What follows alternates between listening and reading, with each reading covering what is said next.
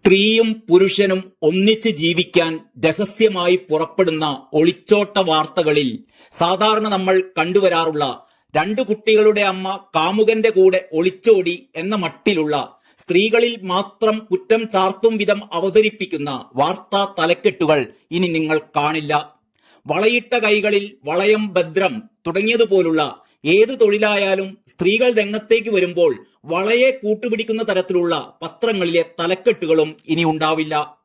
പ്രാസം, കാവ്യാത്മകത, വായനയുടെ സൗന്ദര്യം തുടങ്ങിയ എഴുത്തിന്റെ പരിഗണനകൾ സ്ത്രീ പദവിയുടെയും അതിന്റെ മാന്യതയുടെയും മുമ്പിൽ അപ്രസക്തമാണ് എന്ന് വനിതാ കമ്മീഷൻ അഭിപ്രായപ്പെട്ടു. സ്ത്രീകൾ തീരുമാനമെടുത്ത് ചെയ്യുന്ന കാര്യങ്ങൾ കുഴപ്പത്തിലാവുമ്പോൾ പെൺബുദ്ധി, പിൻബുദ്ധി തുടങ്ങിയ പ്രയോഗങ്ങൾ, പെണ്ണ് ചെയ്തതുകൊണ്ടാണ് അങ്ങനെയൊക്കെ സംഭവിച്ചത് എന്ന് വായനക്കാരെ തോന്നിപ്പിക്കും വിധത്തിലുള്ള അവതരണം തുടങ്ങിയവയും പത്രമാധ്യമങ്ങൾ ഒഴിവാക്കണമെന്ന് വനിതാ കമ്മീഷൻ സർക്കാരിന് സമർപ്പിച്ച ശുപാർശകളിൽ പറയുന്നു.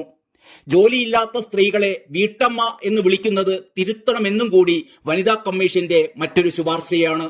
വാർത്താ അവതരണത്തിലെ ലിംഗവിവേചന സങ്കുചിതത്വം മാറ്റാനായി മാധ്യമങ്ങളുടെ സമീപനത്തിലും ഭാഷയിലും വരുത്തേണ്ട മാർഗരേഖയിലാണ് ഇക്കാര്യങ്ങൾ പറയുന്നത്.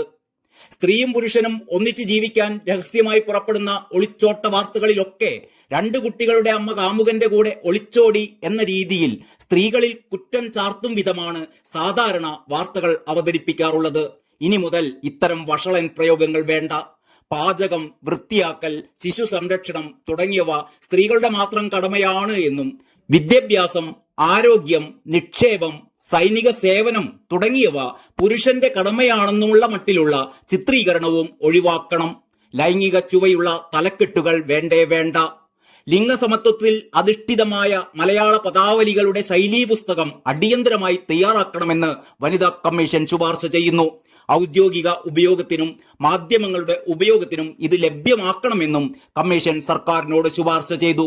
ഭാഷാ വിദഗ്ധർ, ലിംഗനീതിപരമായ വിഷയങ്ങളിലെ വിദഗ്ധർ, കേരള ഭാഷാ ഇൻസ്റ്റിറ്റ്യൂട്ട്, കേരള മീഡിയ അക്കാദമി തുടങ്ങിയ സ്ഥാപനങ്ങളിലെ അധ്യക്ഷന്മാർ അംഗങ്ങളായ സമിതി രൂപീകരിച്ച് 6 മാസത്തിനകം പുസ്തകം തയ്യാറാക്കണം.